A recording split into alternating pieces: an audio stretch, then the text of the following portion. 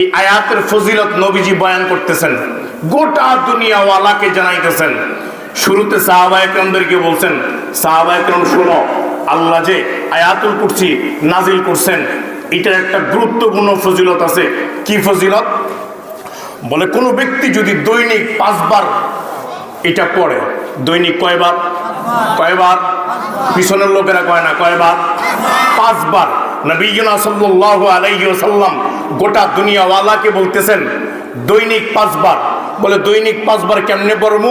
ফজরের নামাজের পরে একবার, যোহরের নামাজের পরে একবার, আসরের নামাজের পরে একবার, মাগরিবের নামাজের পরে একবার, এশারের নামাজের পরে একবার। কোন ব্যক্তি যদি তার জিন্দেগির আমল বানাইয়া নেয়, আমার হাবিবুনা সাল্লাল্লাহু আলাইহি ওয়াসাল্লাম গোটা দুনিয়াওয়ালাকে জানায়, জিন্দেগির আমল যদি বানাইয়া নিতে পারো, আল্লাহ তোমার মরতে দেরি হবে, কবরটা জান্নাতের বাগান বানাইতে দেরি হবে না। हकीकत की खबर देने बशीर आया नसीर आया, हकीकत की खबर देने बशीर आया नसीर आया। शहंशाह ने जिसके पाओ कदम चूए फकीर आया, शहंशाह ने जिसके पाओ कदम चूए फकीर आया।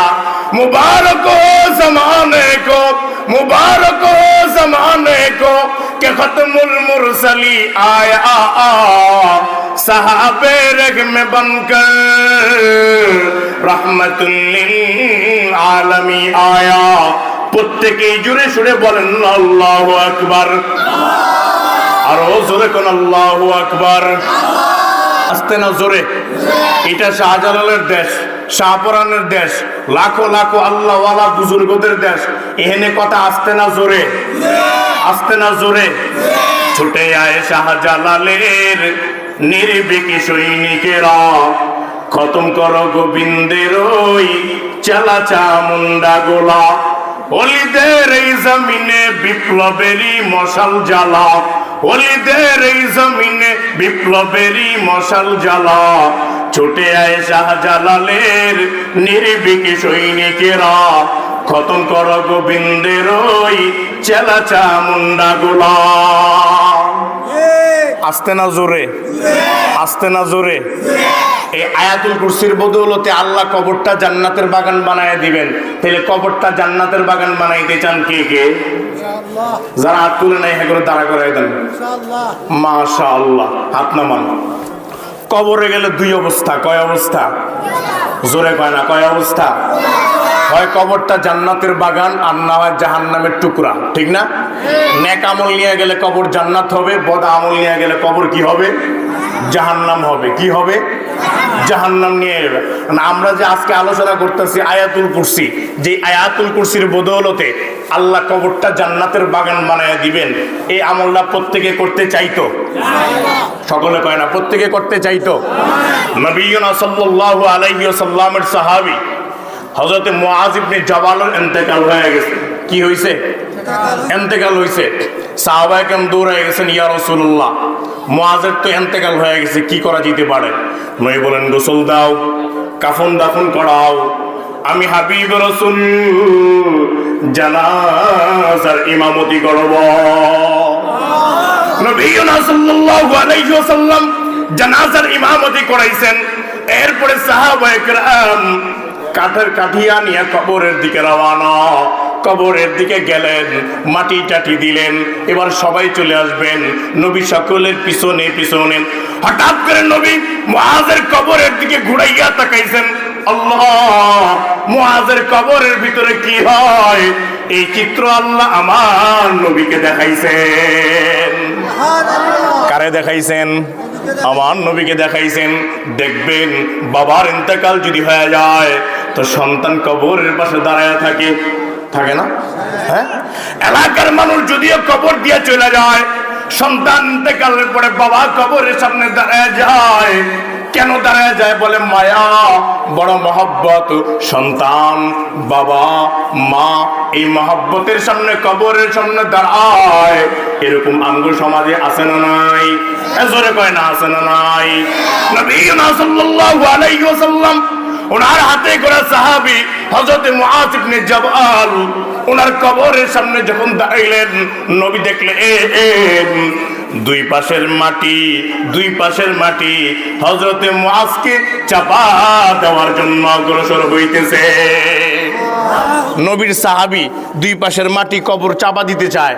আচ্ছা, আপনি যদি স্বপ্নের মধ্যে দেখেন আপনার আব্বারে কবর দিয়ে আইছেন, এবার আপনি স্বপ্নে দেখলেন আপনার আব্বার কবরে আগুন জ্বলতেছে, আপনার ঘুমাইব? জোরে কয় না ঘুমাইব? আপনার আম্মার কবরে আগুন জ্বলতেছে, ঘুমাইব? ঘুম থেকে উঠটা ওযু ছাড়াইতে ইমাম সাহেবের কাছে যাইবেন, কি কইবেন, হুজুর কোন পাপ করলাম যে আব্বার কবরে আগুন, আম্মার কবরে আগুন? ঠিক না? তো নবীর হাতে করা সাহাবী মুআজ তার কবরের দুই পাশের মাটি চাপ দিতে চায়। নবী পেরেশান কিনা? একথা কয় না পেরেশান কিনা? এই তো নবী বলেন, এই সাহাবা একরাম কেউ যায় না, দাঁড়াও। সব সাহাবা একরাম আনছে, বলে শোনো আমি এখন যেটা পড়তে বলবো এটা আমার লগে পড়বা। সাহাবা একরাম বলেন, ইয়া রাসূলুল্লাহ ঠিক আছে চলো। তো নবীজি বললেন, সাহাবা একরাম তোমরা আমার সাথে পড়ো, ফাহাল্লিলু তোমরা কিছুক্ষণ আমার সাথে পড়ো, লা ইলাহা ইল্লাল্লাহ। হাদিস বর্ণনাকারী ওয়ালা সাহাবী গোটা দুনিয়া ওয়ালাকে জানায়, ফাহাল্লালনা জামানান তাওয়িলা। আমাদেরকে নবী সাল্লাল্লাহু আলাইহি ওয়াসাল্লাম লম্বা একটা সময় ওই কবরের সামনে দাঁড়িয়ে আমরা লা ইলাহা ইল্লাল্লাহ পড়লাম। এরপর নবী আমাদেরকে বললেন, ফাসাব্বিহু তোমরা কিছুক্ষণ সময় সুবহানাল্লাহ সুবহানাল্লাহ সুবহানাল্লাহ বড়। হাদিস বর্ণনাকারী ওয়ালা সাহাবী গোটা দুনিয়া ওয়ালাকে জানায়, ফাসাব্বাহনা জামানান তাওয়িলা। আমরা লম্বা একটা সময় কবরের সামনে দাঁড়িয়ে সুবহানাল্লাহ সুবহানাল্লাহ সুবহানাল্লাহ পড়লাম। এরপর নবী আমাদেরকে বললেন, ফাকাব্বিরু তোমরা কিছুক্ষণ সময় আল্লাহু আকবার আল্লাহু আকবার আল্লাহু আকবার বড়। হাদিস বর্ণনাকারী ওয়ালা সাহাবী গোটা দুনিয়া ওয়ালাকে জানায়, ফাকাব্বারনা জামানান তাওয়িলা। আমরা লম্বা একটা সময় কবরের সামনে দাঁড়িয়ে আল্লাহু আকবার আল্লাহু আকবার এটা পড়ার পরে নবী সাল্লাল্লাহু আলাইহি ওয়াসাল্লাম আমাদেরকে বলতেছেন, আলা ফারজিউ এখন তোমরা সকলে যাইতে পারো, এখন তোমরা সকলে যাইতে পারো।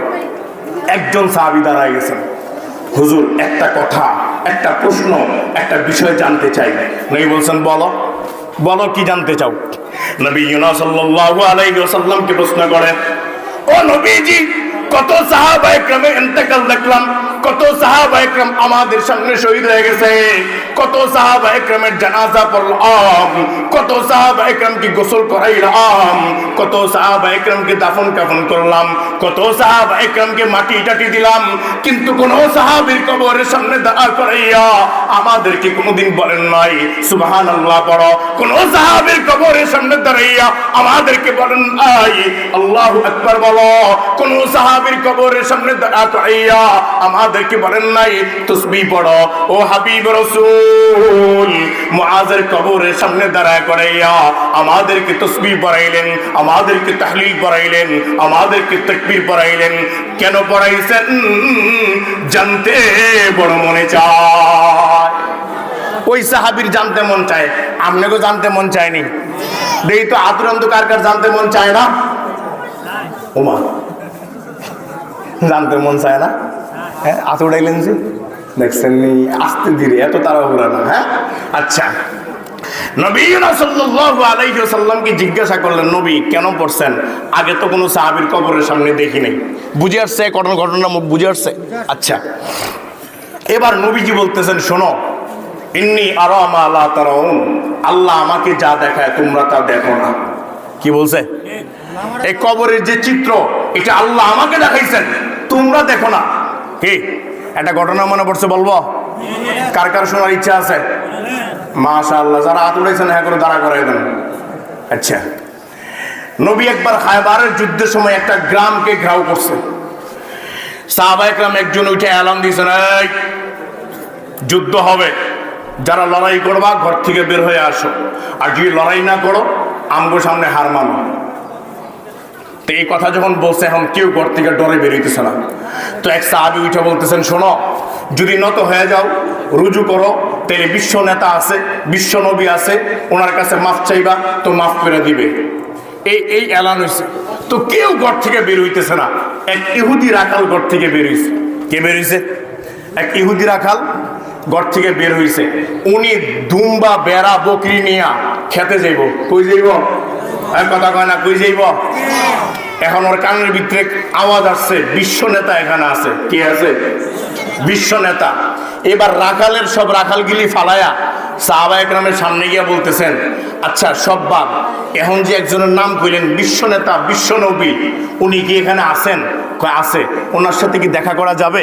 বলে সাহাবা একরাম বলেন যে দেখা করা যাবে। বলেন না সুবহানাল্লাহ। কার সাথে দেখা করতে চায়?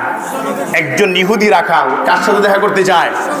নবীজির সাথে দেখা করতে চায়।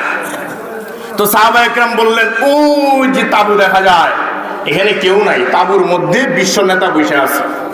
তো ওই রাখাল বলতেছে, আপনি কি আমার লগে মস্কারা করেন? কেন? আপনি বলতেছেন বিশ্ব নেতা, কিন্তু আশেপাশে কোনো প্রোটোকল দেখতেছি না। কি দেখতেছি না? সামান্য গ্রামের পাতিমাস্তান, আগে পিছে দেখবেন বডিগার্ড আছে না নাই? জোরে কয় না। এমপি সাহেবের বডিগার্ড আছে না নাই? মন্ত্রী সাহেবের বডিগার্ড আছে না নাই? প্রধানমন্ত্রী সাহেবের বডিগার্ড আছে না নাই? যত শক্তিশালী ওয়ালা মানুষ হবে তাদের বডিগার্ডও তত পাওয়ারফুল ওয়ালা। ঠিক কিনা? সাহাবা একরামদেরকে বলতেছেন, আপনি এলান করছেন গোটা দুনিয়াওয়ালাকে বিশ্ব নেতা নিয়ে আসছেন, কিন্তু আশেপাশে কোনো প্রোটোকল দেখি না। প্রশ্ন জাগে কি জাগে না? হ্যাঁ, কই প্রোটোকল তো দেখি না, প্রোটোকল দেখা যাইতেছে না।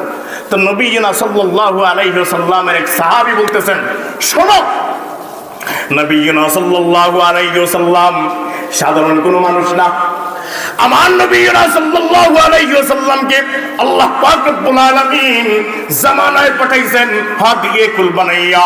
আমার নবীকে আল্লাহ পাঠাইছেন ফখরে রাসূল বানাইয়া। আমার নবীকে আল্লাহ পাঠাইছেন ইমামুল আম্বিয়া বানাইয়া। আমার নবীকে আল্লাহ পাঠাইছেন সাইয়্যিদুল মুরসালিন বানাইয়া। আমার নবীকে আল্লাহ রাহমাতুল লিল আলামিন বানায়া পাঠাইছেন।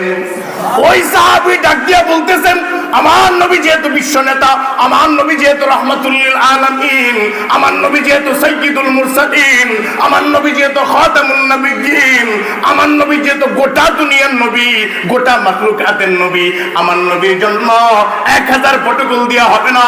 আমার নবীর জন্য 2000 প্রটোকল দেওয়া হবে না। আমার নবীর জন্য 50,000 প্রটোকল দেওয়া হবে না। আমার নবীর জন্য আমার আল্লাহ নিজেই প্রটোকল।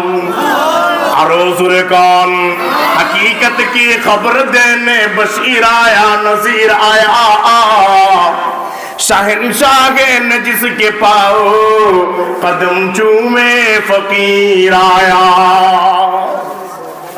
দোস্ত, ওই রাখাল আমার নবীর সাথে দেখা করার জন্য ওই তাবুর সামনে গেছে। কই গেছে? যেখানে কেউ নাই, শুধু কে আছেন? নবীজি। কে আছেন? আমগো মানুষ দেখবেন গ্রামে যারা থাকে, এরা দেখবেন হাজী সাহেবের বাড়িতে গেলে উড়ানি গিয়া কেউ, কেউ আসসালামু আলাইকুম হাজী সাহেব আসেননি, ঠিক না? জোরে কয় না? হ্যাঁ। কিন্তু রাখাল ইহুদি কেমনে ডাক দিব অত সিস্টেম বুঝে না। বলতেছে, কে আছেন? শুনলাম বিশ্ব নেতা ভিতরে, একটু বের হন তো দেখি। বের হন। নবীনা সাল্লাল্লাহু আলাইহি ওয়াসাল্লাম ওই তাবুর কাপড় সরায়া বের হয়ে সালাম দিলেন, আসসালামু আলাইকুম। ওই রাখাল এক নজরে নবীর দিকে তাকায় বিচার মনে মনে কইতেছে, এত সুন্দর চেহারাওয়ালা মানুষ জীবনে কোনোদিন দেখি নাই। আর একটু আস্তে কোন, এক পলকে তাকায় আছে। তো নবীজি বলতেছেন, কি ব্যাপার, কিছু বলবেন? তো এই রাখাল বলতেছে যে, শুনলাম আপনি নাকি বিশ্ব নেতা। কে? শুনলাম আপনি নাকি বিশ্ব নেতা। নবী বলেন, জি আমি বিশ্ব নেতা। তো রাখাল বলতেছে, আপনি যদি বিশ্ব নেতা হন তাহলে আপনার মিশন কি? কি আপনার মিশন? বুঝেন না? আপনার মিশন কি? তো নবীজি বলতেছেন, আমার মিশন হইল লা ইলাহা ইল্লাল্লাহ মুহাম্মাদুর রাসূলুল্লাহ। আমার মিশন হইল লা ইলাহা ইল্লাল্লাহ মুহাম্মাদুর রাসূলুল্লাহ। তো ইহুদি রাখাল বলতেছে, আচ্ছা আপনার মিশনের ভিতরে যদি আমি ঢুকে যাই তাইলে আপনি আমারে কি পুরস্কার দিবেন? সুবহানাল্লাহ বাড়ি গিয়া কইেন। কি বলছে? এই মানুষ ভরতেছে, আপনারা জায়গা খালি সামনে আগান, ফাঁকা জায়গাগুলো পূরণ করেন, আসেন সামনে আগান, জিকির করেন লা ইলাহা ইল্লাল্লাহ, আগান ইল্লাল্লাহ, লা ইলাহা ইল্লাল্লাহ, লা ইলাহা ইল্লাল্লাহ, আগান আগান আগান।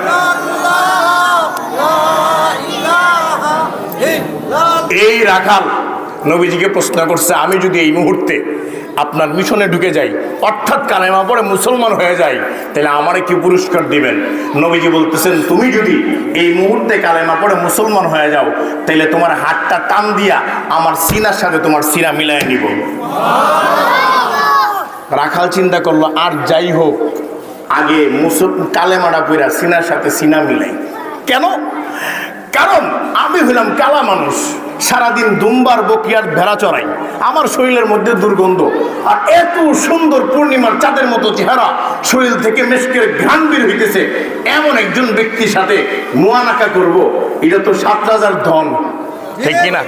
7,000 ধন। নবী সাল্লাল্লাহু আলাইহি ওয়াসাল্লামকে আবার প্রশ্ন করে, হুজুর আপনি কি সত্যিই কইছেন ধরবেন আমাকে?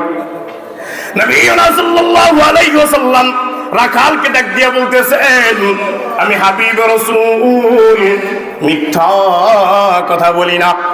রাখাল বলতেছেন, আমি হইলাম একজন রাখাল, সারাদিন বকরি চড়াই, সারাদিন দুম্বা চড়াই, সারাদিন ভেড়া চড়াই, আমার শরীরের মধ্যে ভেড়ার গন্ধ, বকরির গন্ধ, দুম্বার গন্ধ, আমি দেখতে কালো, পক্ষান্তরে আল্লাহ পাক রব্বুল আলামিন আপনার চেহারা পূর্ণিমার চাঁদের মতো বানাইছেন, আপনার শরীর থেকে মেশকের ঘ্রাণ আইতেছে, আপনার সাথে আমার মুয়ানাকা তো যায় না।